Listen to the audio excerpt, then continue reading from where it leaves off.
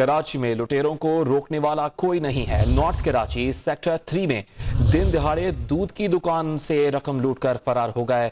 कराची में लुटेरों को रोकने वाला कोई नहीं है। पुलिस भी नाकाम दिखाई दे रही है। नॉर्थ कराची सेक्टर 3 में दिन दिहाड़े दूध की दुकान को लूट लिया गया।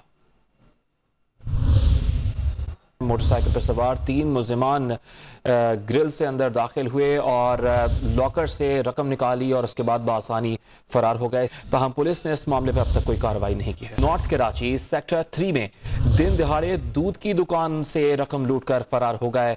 कराची में लुटेरों को रोकने वाला कोई नहीं है।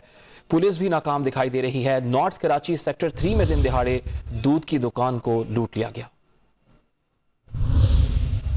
मोटरसाइकिल पर सवार 3 मुलजिमान ग्रिल से अंदर दाखिल हुए और लॉकर से रकम निकाली और उसके बाद बआसानी फरार हो गए। ताहम पुलिस ने इस मामले पर अब तक कोई कार्रवाई नहीं की है।